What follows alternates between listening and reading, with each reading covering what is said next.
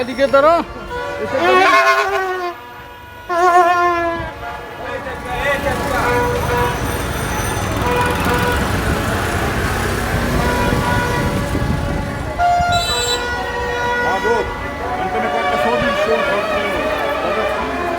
প্রত্যাশা তো সবসময় আশা করি যে বিশ্বকাপ নেওয়াটা, কিন্তু 48টা দল খেলবে, 48টা দল তার বিশ্বকাপ নেওয়া সম্ভব না।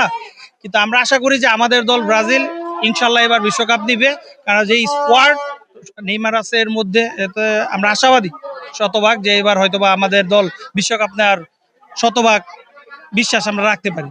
আমরা ব্রাজিল সাপোর্টাররা শান্তিপ্রিয় এক মানুষ। আমরা এইসব শান্তি শৃঙ্খলার ভিতরে থেকে আমরা পলাশবাজার থেকে শুরু করে বাস স্ট্যান্ড পর্যন্ত আমাদের এই র্যালিটা কর্মসূচি পালন করবো ইনশাল্লাহ।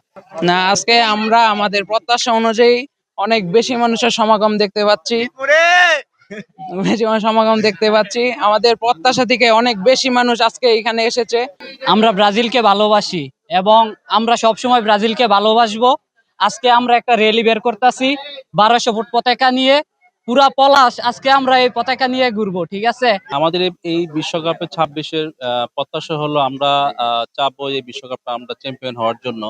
তো আমাদের বরাবর আমরা ভালো খেলে আসতেছি, এবার আমাদের টিম ভালো এবং খুব শক্তিশালী টিম। তো আমরা যেসব দল আমাদের সাথে অংশগ্রহণ করতেছে, প্রায় 48টা দলের মতো অংশগ্রহণ করতেছে, হয়তো সবার সাথে খেলার যোগ্যতা আমাদের হবে না।